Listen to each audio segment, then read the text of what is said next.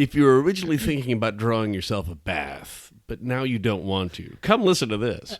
Find more details at whip.com. Or don't.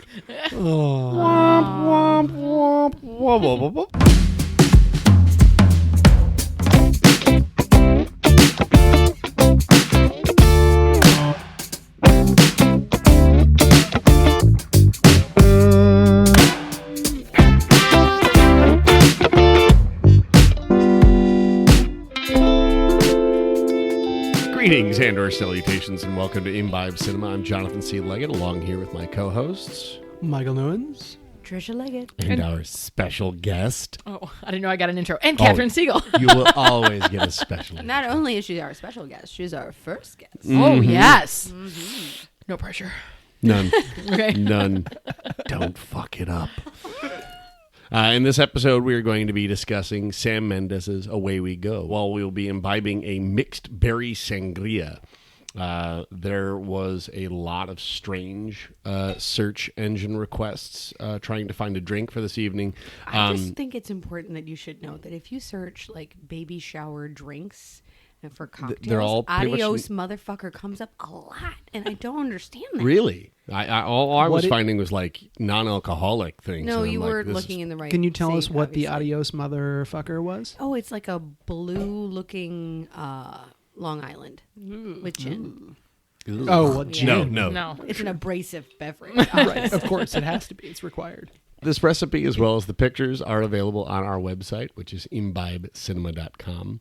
The Imbibe Cinema podcast is brought to you by the Blue Whiskey Independent Film Festival, otherwise known as BWIF. Our festival seeks independent, character-driven films of all lengths, styles, and genres. To learn more, please visit us at bwiff.com. Once again, that is BWIFF.com. So that's us. That's us. That's who we are. Back to you, John. Sorry. Oh my God. to you, John. Back to you, John. Thanks so much. At the movie, whatever. like I'm like Chopper See, and then this is... and John sounds like the newsreel guy, which we cracked up because we just saw the last Star Wars movie. Oh, yeah. May Star Wars rest in peace. We watched the Star Wars movie, and the open. Oh, Wow. whatever. There's plenty of Star Wars. They're gonna milk that forever. But the opening scroll, it was like the dead talk, and Sean did it, and I was like, oh my God, this is a 1940s newsreel. Empire at war. The dead talk.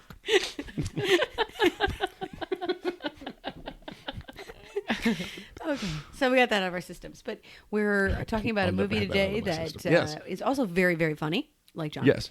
And But doesn't have Nazis. And no Nazis. No, I don't but think very deep. Yes. Yes, There's extremely. a lot. I No. laughed and I cried. It was Yeah. a very intense film viewing experience. Yeah, I mean, it is, as I was going to say, it's an amazing film about love and family and pretty much the almost infinite ways that those can be represented in life or in film.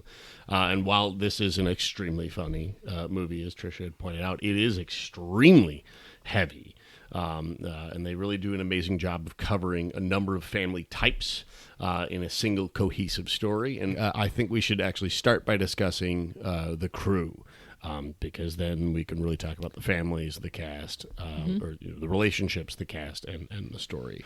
So this is Sam Mendes, also known more recently, obviously, for 1917, Skyfall, Spectre, Road to Perdition, which was filmed just down the road in Elgin. That's right. Yep. Saint Elgin, Geneva. Geneva. It was Saint Saint Geneva. That's Saint a real Geneva? place? That's a real thing? No, Well, so Saint St. Char- Charles, Geneva, and Batavia. So you call it Saint Geneva? I call it. Wow, I really they- thought that was a town that I I was had never like- heard of No, before. Guys, because you I- look at if we were to take you to any of those downtowns, drop you in and said which one you're in, you'd be like, Yeah. I think they made a movie where that was a country. Was that Princess Diaries? Yes. It sure was. Yeah. It sure was. Welcome to Saint Geneva. And also American Beauty. Yes. Oh yeah, there's Sam- one we haven't heard before. That movie, nobody's ever heard of it. American Beauty. Is, I was is this joking. is? Oh, that okay, was I was a about to joke. say I couldn't tell if she was going after like the. Very serious face. Very serious Never heard of deadpan this. there. No, sorry. But yeah, I mean, American Beauty. What a first debut picture. Yes, to and he was out the gate. sorry. He was a stage director first, wasn't he? I believe so. That's what I heard. So yeah, I John's mean, looking it up. Yeah, yeah. as I oft do. Well, he eats ice. Just so you know what that is. There are some people that argue that American Beauty is a near perfect movie just because from like especially from a cinematography standpoint, there's not a poorly composed shot throughout the entire movie. Everything is every movement, every detail is very, very thoroughly thought through. And I feel like you could see that even through Sam Mendes's work beyond that. Like cinematography is extremely important as far as setting up a shot. I know one of the things they talk about with Road to Perdition is from the beginning to the end of the film, the movie just gets brighter with every single shot, with every single, actually, I think it's every scene, gets slightly brighter and brighter and brighter. So the darkest scene in the whole movie is the very, very first scene. And the very, very end is the brightest when they're out on the beach. And so it's one of those things that you don't notice, but if you were to go back and watch it after being told that, you would, you would find that. And I'm sure there's a subconscious effect that it has on you as you're watching the film. No, I loved in this film, there was this play with things that were, especially moments I think that were very deep, in which he shot them in a way or had them in a place where it was kind of like almost childlike. Like we have a scene on the trampoline and how in depth the scene that is, but it's on a child's trampoline in the backyard. Or you have where he finally gets this phone call from his brother who's in trouble, and he's talking under the bed. Right.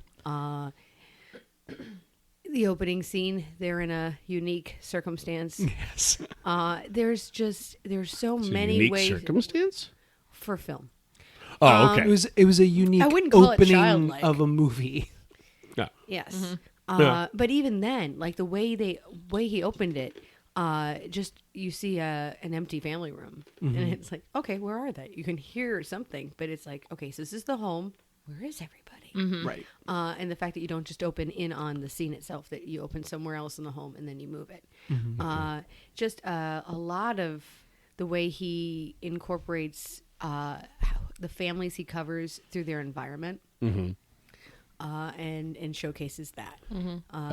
And I would even call out that Jess Gonacher, who did production design for Hail Caesar, Little Women, the 2019 version, No Country for Old Men, the Assassination of Buster Scruggs, all of the households and every very unique situation that they end up in, the set design or production design for this was just amazing. I agree. You talked about opening up on that the living room, and just all the clutter and all of the random Do you kitsch think we're that they fuck-ups? have. We have a cardboard window. Yeah, Yeah. yeah. Beautiful production design. Speaking of the crew, one of the things about this movie that is really interesting to me is it was one of the, I don't know if it was the first or just one of the first films that was trying to practice an entirely green production. So they worked very, very hard to implement ways where all of the grip trucks were hybrid vehicles. They worked very hard about their trash, and what they used was all recyclable. Things weren't going into a landfill. Yeah, it was just interesting that they made that choice to be like, all right, look, we're going to do this. We're going to be one of these crews that is going to work hard to see how we can lessen our carbon footprint. Yeah. A project, like a film project, is notorious for creating lots of garbage and also huge messes. Like, I know for our listeners who have never hosted a filmmaker in your home, we're notoriously for destroying homes. Not really, but like things break. There's a lot of, it's a lot of people, especially if you're in an actual home instead of a set, well, in order to get certain shots, you have to get very close to walls that ideally we would like to just move. But if it's a real house, you can't just, pop out Or this if wall. you're going to flip a semi downtown real early in the morning and you shatter a whole bunch of windows, that sucks. Right. But they got it in one take. Go Batman. They got it in one take, and they had all of those windows replaced by the time business started the next day. Yeah. They And planned on it. somebody had a coronary over that. Producers, Yeah. Yes. the money are the ones who went, fuck. All right, call every glass person, wake them up. I don't care. Yeah. So the writers of this film, Dave Eggers, who also did the screenplay for Where the Wild Things Are, The Circle, Promised Land, but this was specifically Dave's first writing credit. Oh. And then Vendela Vida, who this is her only writing credit. And she has also only acted in a short film called World Gone Water. So from an IMDb, footprint, believe- she's not, I could be wrong here, but I believe they're married. Oh. that's a distinct possibility. I would think that given the intimate I don't- nature of this, that might be a major reason why she. But it's so well written. Oh, God, and it's it's so great glorious. that there's male and female point of view, and you can tell. Yeah. I can't, there's so many things. I mean, obviously delivery and performance go into it, and you wonder with the cast how much was improvised. But those lines, you can tell that there was so much thought behind everything. And one of the things that I really appreciated was and there are things that you have to lay groundwork, right? So just so we don't go, wait a minute, why are we at a house in the middle of her family had a house? What? Why didn't we go here to begin with? That we have that scene in the bathtub in the store with her sister where we acknowledge in conversation they do have their parents' house. They have been renting it out since they died. And that it's there, and that, we're not going to talk about it. And I think it's so well written and so well executed and performed that even though we know that as an audience, you don't go, well, now I know where they're going to end up. Right, that's true. Right. Yeah. Because otherwise you would immediately go, okay. And it kind of you file it, but you don't go, oh that's that's where where they're we're going. going to end up. Well, Right. there's a number of things I feel in this, very small things in this movie that get brought up that don't necessarily come back. And that, I think, goes to how real the movie feels. I mean, there's some fantastic lines in there that are, they're lines of dialogue. They're not just made up on the spot or anything like that. But they do a great job of chemistry, not just between John Krasinski and Maya Rudolph, but with all the individuals that they meet throughout the way. So, Yes. And there are moments that I laughed out loud because we had seen this film before. And I laughed out loud. I watched it by myself, and I didn't realize there are things I'd forgotten. I don't know if I laughed the first time, but oh my God, did I this time? And there were moments that touched me, I think, a different way this time than last. Speaking of throwaway lines, there's a line that a little boy has in the scene when they're waiting for her sister. I believe works in the hotel. Jeez. And the line from this random kid is she's tell the mom's tell him everything you know about babies, and he's yeah, I tried to put a pillow over his face, but then he was still breathing. Sneaky baby, I'll get him next time. And you're what the hell? Super creepy. Oh my God. And the delivery, but really the line, I mean, who gives that to a 5-year-old? It was brilliant. Very creepy. Pete Wiggins, the actor who played the role of Beckett, who's the creepy kid, was also in The Dictator, which is Borat. Oh, God. The Dictator. Yeah, Borat. We'll just call him that. It's Borat, but it's I don't know. He has a Sacha name. Baron Cohen. There you go. So I mean, this kid's quite funny. He's also been on the Onion News Network. Okay. Well, yes, casting. Just saying. Casting is they did the casting director did an excellent job of casting There's the two, film. Ellen Lewis and Deborah Zane. My hats are off to them. Mm-hmm. Ellen also did The Departed, Wolf of Wall Street, League of Their Own, Shutter Island. Deborah Zane did Hunger Games, Catch Me If You Can, and American Beauty. So excellent casting. Mm-hmm. Excellent writing. And then I guess the last one that as far as editing goes, Sarah Flack, who John has noted did the editing for Lost in Translation and the Limey. I definitely see Lost in Translation from an editing standpoint in this, and it's interesting that she edited the Limey, which is Steven Soderbergh film. So good. And it's very, very bizarrely edited. It's like a giant puzzle of a movie, kind of like it's not like Memento, but it's a very you'll hear dialogue from scenes that you're not watching, and it does that throughout the entire film.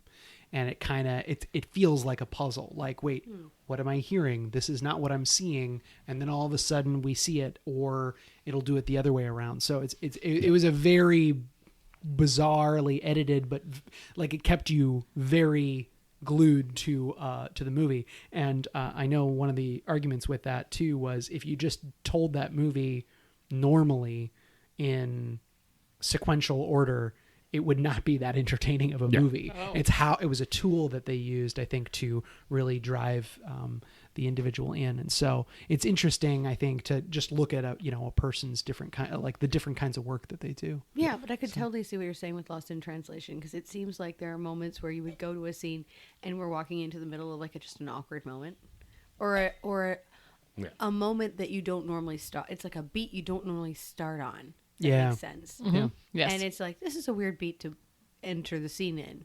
And that kind of comes across here too. Yeah, I get that. Mm-hmm. We also didn't necessarily talk about Ellen Kuras, who was cinematography. She did cinematography on Eternal Sunshine of the Spotless Mind, POV, Summer of Sam, Blow. So, I mean, I feel from a lighting standpoint, you could definitely feel, especially Eternal Sunshine, this has a very gritty kind of realism to it. Yep. Yeah, for sure. All right, then. Where's your sign? Well, sign says, "Stay away, fools, because love rules at the Love Shack." Here, I thought the sign opened up my mind when I saw the sign. It opened up my eyes. I thought it was... Is it open up my mind? Oh, hell, No, I I think don't know. eyes, I'm though. drunk. I thought it was... Okay. We're going to take a few more minutes and to fill our glasses with some more sangria and get ready to imbibe more after this. Hey there, listener. This is Michael with Imbibe Cinema and the Blue Whiskey Independent Film Festival. Did you know that Imbibe Cinema isn't just a podcast? We've also got a variety of articles and reviews available to read on our website, plus a streaming membership that gives you access to a new batch of independent films every month. Become an Imbibe Cinema member today at watch.imbibecinema.com. That's watch.imbibecinema.com. Download the BWIF mobile app to read articles on the go and get notifications when new content is released. Thanks for supporting and imbibing the various content we offer. Now, back to the show. You're listening to Imbibe Cinema. I'm Casey Kasem. This is pretty good. Yeah, that was, I mean, it's been a while since I've heard his voice. Too soon? Bert Farlander. Bert Farlander. My girlfriend's upset. Can you play something to make her happy? Signed, Bert Farlander. Go away. Yeah. Go away. Thanks, Casey. We are discussing the film Away We Go. Enjoying this podcast? Please subscribe or follow us on your favorite podcast providers to get all the new episodes as soon as we release them, which is every fortnight, starting again soon.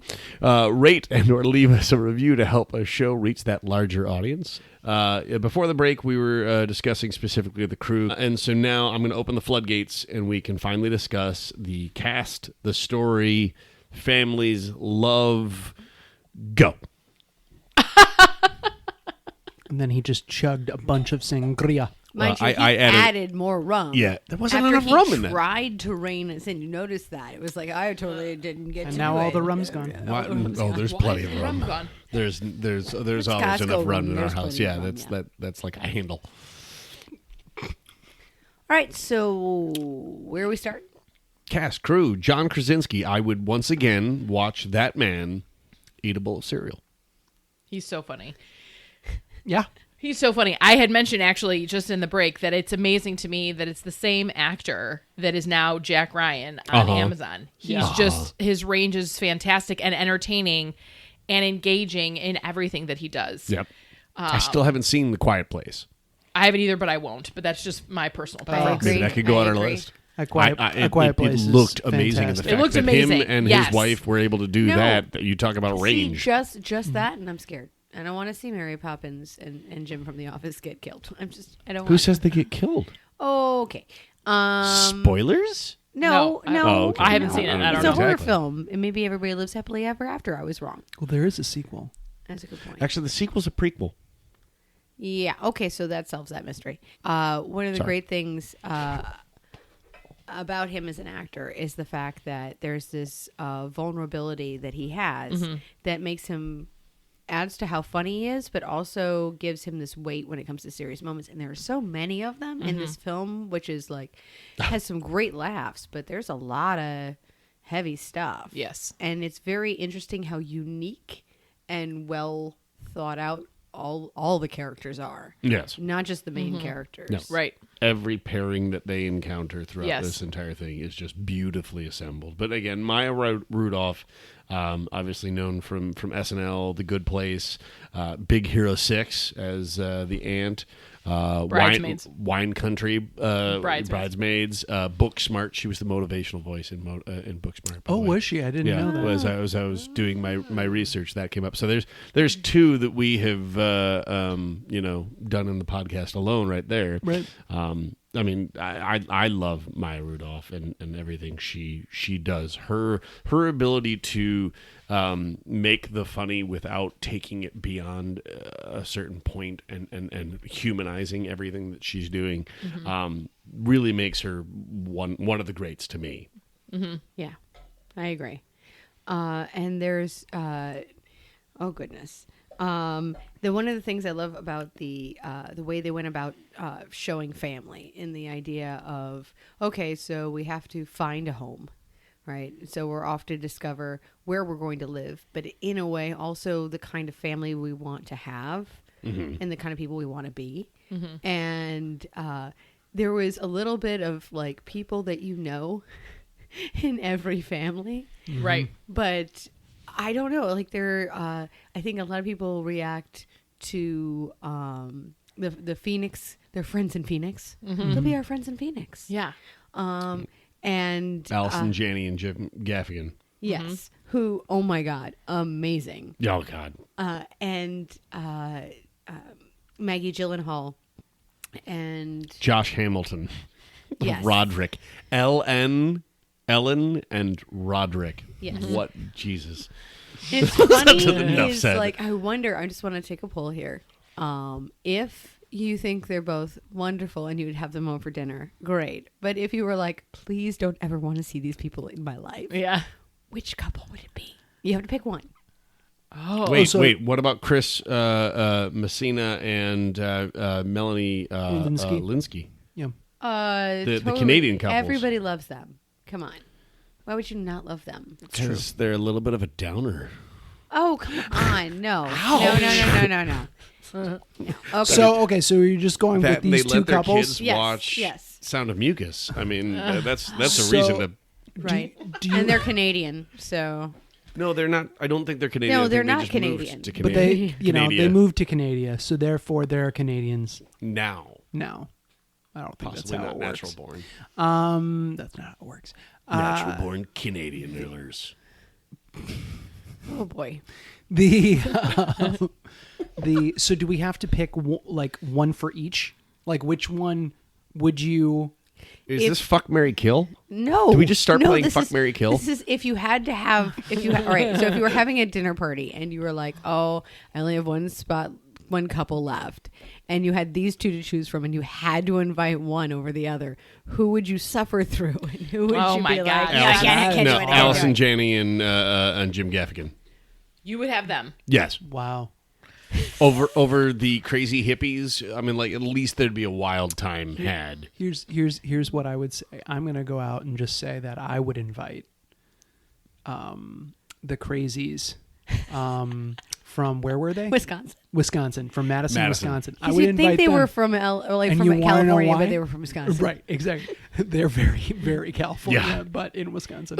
That's a good point. And the reason I would invite them is because I'm willing to bet they wouldn't show up. Right? Or they would just be offended in 5 minutes and leave. Yeah. Or immediately try to hand them pork. Like, would you like some bacon? How about some bacon? Oh, no. Leave your shoes on. Yeah, It's cool. It's cool, yeah. No, we brought our own. No, we're having a stroller derby in the back. Okay, so yours is how I could get them out of my house fast. Then you don't have to suffer through either one. It's perfect. Right, because one of the best quotable lines, I think, of the whole movie is, I love my babies. Why would I want to push them away from me? Oh my gosh, amazing. So funny. I reject your anger. You're a negative your energy. negative energy. Yeah. Oh God, Maggie Gyllenhaal is just so fantastic at this. Wait, you intend on hiding your lovemaking from your children? Yeah, we practice family bed. Oh God. No, we don't go to the car. Yes, that's right. One of those people that repeat stuff back to you so they can like further impress upon you how stupid you were to ask the question. Yeah. Well, it's interesting how that scene plays just in the bedroom there is interesting to me because I John just thought that was funny. I just love that it plays out in the bedroom. It does. Exactly where it's supposed to play out. Well, you think about, okay, when they first show up, they just had that weirdness with the stroller incident. Yeah. And now they come upstairs. Okay, they're like, all right, well, maybe something happened. They don't really know. They're like, maybe there's a reason, and it's something like, oh my God, we just, freaked them out because maybe some accident happened with the stroller, and that's why, who knows? It could be anything. But what's so interesting about that scene to me is that it starts out like, okay, that was weird, but let's try and move past it. Now we're in this room, and that is a very large bed. This is very weird. And you watch that scene from beginning to end. It starts out where we're already kind of like, and then by the end of it, I want to know, like, why didn't they leave then? Because clearly there's this negativity coming off them. Like, I would just be like, all right, well, I'm going to go. They brought us a stroller. Oh, my God. Well, and they're being super polite. But here's the thing I do find very interesting with Farlander. Bert's character, and the fact that, like, okay, so you have her former boss and his wife in Phoenix. Mm-hmm. And that is a scary situation there. And it's like, you can tell they're uncomfortable with them, especially him. And then at the end when Janie like kisses him, and it's like, he never says anything negative. He never does but he spends time with his cousin. I'm Who's using not air actually his quotes. cousin. Yep, they're friends of the family who were Which, so close. by the way, it's like, wait, his father and her mother were very close, and they're cousins. I was like, but nobody explains anything further than that. It's okay.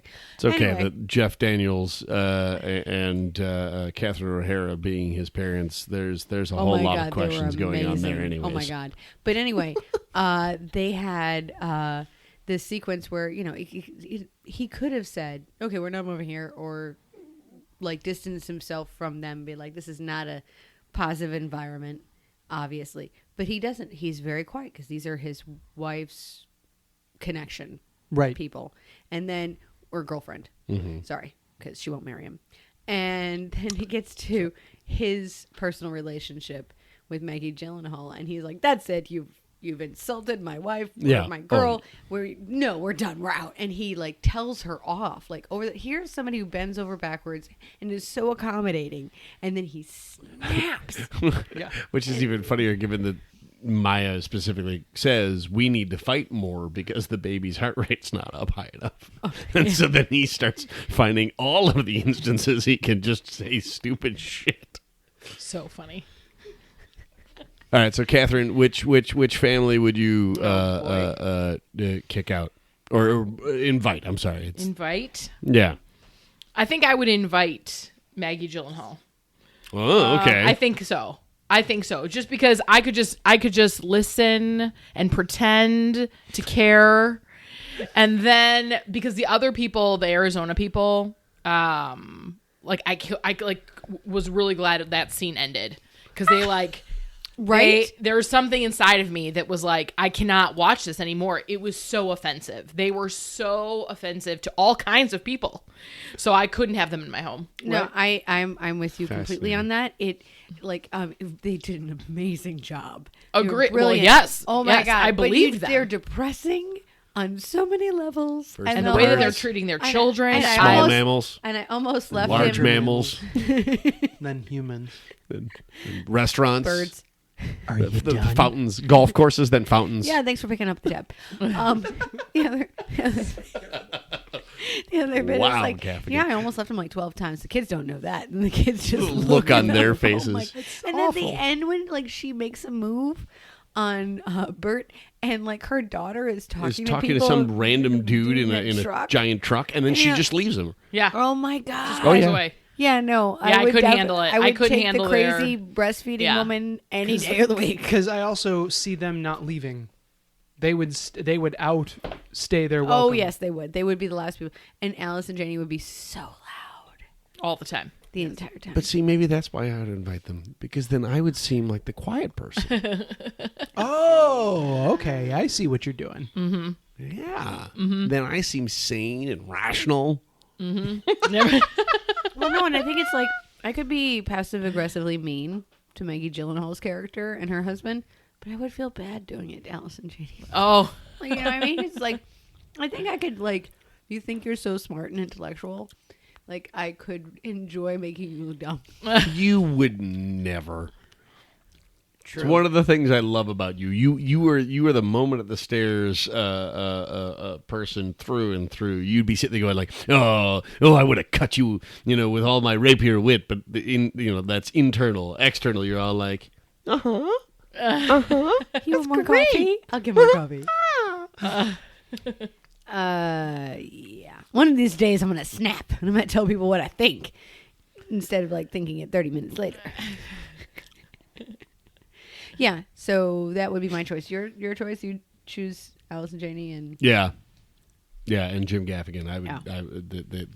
You're not choosing it because it's Allison Janney and Jim Gaffigan. You're choosing those people. I'm choosing those people. Oh. John would try and get them to break character.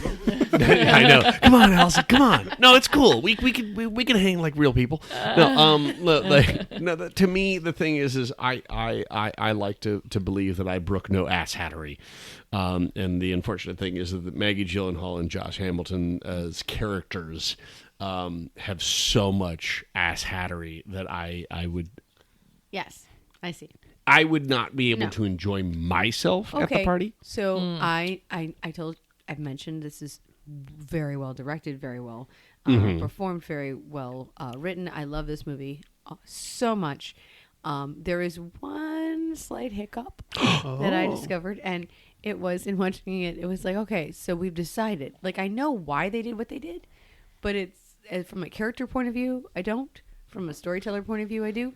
And it's, his brother was never on the list. Living near her sister, living near his weird cousin, living like all these other places, but his brother was never on the list of places they were going to go. Mm-hmm. It was only because he called. And that's, I think, how they end up at her parents' house. Because it's in Florida. Here's that's my what you reason. think it is because it's in Florida? I guarantee that's... So they're not actually living near... his name is Courtney in the film. Paul Schneider plays the brother. His wife has disappeared. And like it's sad, ninja'd out. person Leaving did him that. with an 8-year-old, 10-year-old daughter That poor baby. to try to raise, and the I mean, God, his speech about, like, she's always going to be the girl who's without a mother, and the fact that, And like, I'm a not mother gonna is be supposed able to to- do, like, cleep her clothed properly so that she's not notice the ostracized. things like the carrot and- juice on her lip, Yeah. and the fact that, like, she's going to be looking longingly at the girl with the right bag and the right Yeah. shoes, because I'm not going to know how to Yeah, dress her. I'm and not going to know. just what an Heartbreaking. So good at finding literally all of these, like, amalgamations of love and what that means and what a family means, and really portraying it on the film. It is absolutely amazing. But I think that's the whole point, is that they leave to go be with him, and while they're within driving distance, but I don't think it's close. Okay. See, and Like, I was going to that's the say feeling I that maybe got. that might be the reason why they wouldn't want to go there. It's too close to where her parents were, Yeah. Right. because it's clearly that's a good point. not something she Wants ever to. wants to talk about. Yeah. Right. And it's only after being there and having that conversation, and then And the next seeing morning that having relationship. that, Right. And among I the do orange love trees. how you learn little by little more about her parents. Right. Through their interactions to other people. Like, if from the very beginning, when Bert's like, your parents aren't doing anything, they're dead. They're dead. Yeah. Right. Still, Well, still. Now, this was the first time you'd seen this film. For Yes, us, it was the first time. a repeat. So, being our first guest and all, and hopefully not our last, can you tell us, would you recommend this film to other people? I sure would. I think there are, as John had mentioned, like, so many different layers of different stories of what a family can be. And it can be a man and a woman who all of a sudden find themselves pregnant later in life, trying to figure out what that looks like. They don't want to get married, and that's okay. And not having family close. Then we talk about, we have an example of crazy parents with their friends in Phoenix, and Yes. and they're Crazy, still parents, negligent parents, as terrible, opposed to- terrible parents, really, Yes. terrible parents. Horrible human beings. And then we flip a switch and see their friends in Canada, air quotes, that have been raising adopted children, loving them like their Amazingly. own, and we Beautiful. find out that it's partially because she's had Five or six. five or six miscarriages. miscarriages. Yeah. And then that just brings you to another level. Yeah. And I think that seeing each of these play out, and then we have his brother with now a single father, what does that mean for his life? And how, and I'm assuming in my mind they're garnering pieces of what they want to take from these people, right? And maybe nothing from the Phoenix people, but I mean, I don't know. And one we barely really touched on was the Catherine O'Hara and Jeff Yes. Daniels, his parents. Again, parents. like Oh my God. when it comes to, like, you kind of want to have your kids grow up near their grandparents. Grandparents. That they're a sense of stable relationship. There's something that is helps the paradigm of understanding for your Yes. children and everything. And at the same time, Free babysitting. That's free babysitting. Yeah. That is a lasting relationship, and they have decided they're moving to Belgium. Right. Like- well, and I think Like it's 3 months interesting- before the baby's due, or You something have- crazy like Yeah. that. You have a lot of situations in this film where there's an abrupt change that wasn't foreseen. The fact that with his parents just departing, with her parents it seemed like a very sudden departure, and her Yes. life changed and went Yes. upside down very quickly. The fact that his brother goes through a very traumatizing thing. The fact that their friends in Montreal are going through something that just happened on Thursday. Right. That's very Right. traumatizing. The only ones that haven't had like a sudden traumatizing event would be the crazy people Right. in Wisconsin and Phoenix. Right. Yeah. Right. And for them too, her becoming pregnant didn't seem like it was planned. No. It didn't seem like it was. So there was an abrupt change and then him trying to find a job or trying to find a different job. I don't really know what he does.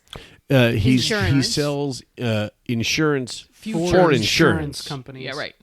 Right. Right, and he has to sound like an old guy because nobody would listen to a young Yeah. guy, so he sounds more like Casey Kasem. Right. So he's looking for a change. So there are layers there, but I love at the end, there's almost very little dialogue when they arrive at her parents' house.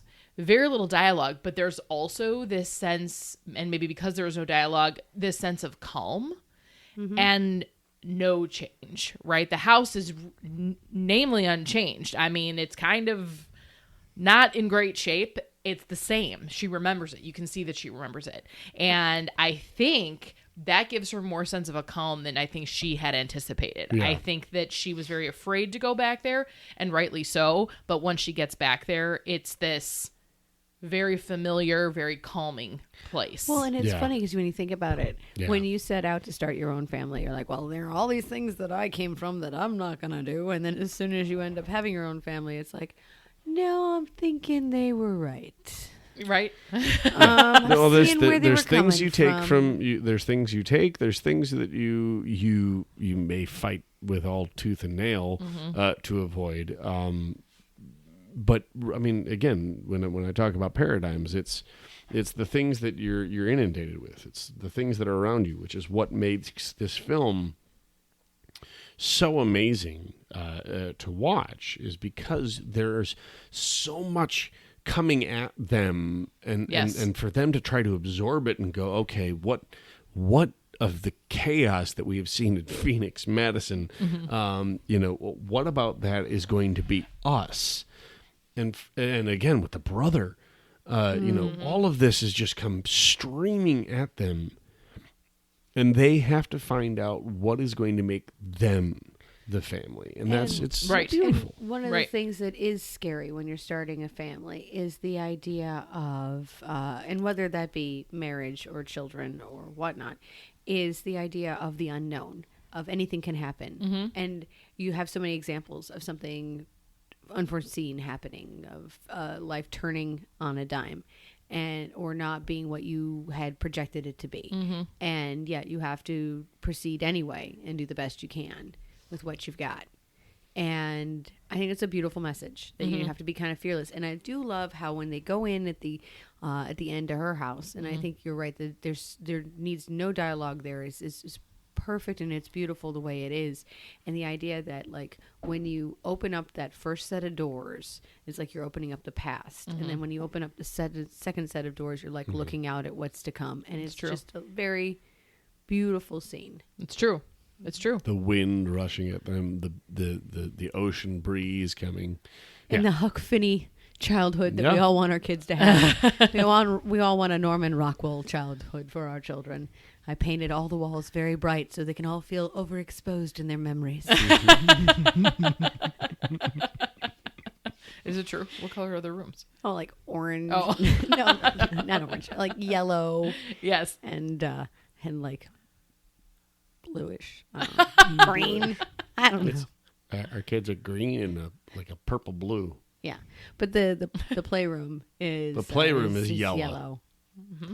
Yes. And then, like, looking at my decor recently, I'm like, wow, I feel like Mary Poppins made this room, and I really want everything to go back when I go like... If only. Because I would not have to. Because you are the only one? No. Our children should be doing this so we can not fight with each other. That's true. This is where Catherine and I just take a Hey, step look out. at the time. Or where's the rum? Where'd the rum go? Where'd the rum go? Where's the rum gone? All right, Michael, would you like to poke the bear? Sure. So for those of you that are just joining our podcast with this episode, this is the part in the show where we get critical of critics who were critical of this film. All right, we're going to start with Catherine on each of these. All right. Oh, yeah. Yeah. So we're going to all look at you for a reaction. Staring. It's just going to be silent. All right. No. All right. So first one here is from The New Republic. And the Rotten Tomatoes excerpt is, "You may very well enjoy Away We Go more than I did. Dumb start. But rest assured that you will never love this movie as much as it loves itself. I mean, it doesn't even make sense. That's not even a critique of the movie. That's the excerpt. I must find an interesting way to troll without actually making sense. Yeah, that's a good point. Okay, next one here is from The Spectator. It's sweet, I suppose, but it's also oddly insequential, fake, and annoying. So they had a bad childhood. Sorry, Catherine, go ahead. I mean, I think we just talked about how real all those situations are, right? I mean, they're hyper realism, but at the same time. Yeah, I mean, I could probably, if I really thought about it, I probably have all kinds of those same people in my life. Yeah. So, right. And I think that discussed. we already discussed it, and I think that how they portrayed it made it more real. Yeah. So I disagree with the critic. Yep. So Maclean's magazine says, I began to realize why I'd been resisting the film all along. In spite of its dogged charm, none of the places the couple visit seems remotely real. Again, I would call it a hyper-realism. They Right. don't get out much. I guess because... They must have kids. They sit at home watching movies all day. They don't have friends.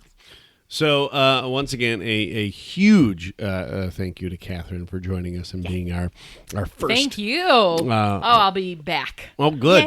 We love to hear that. And we also greatly appreciate all of our listeners for choosing this podcast and for supporting independent films specifically. Hopefully now you understand why we do what we do and why we are so passionate about independent films.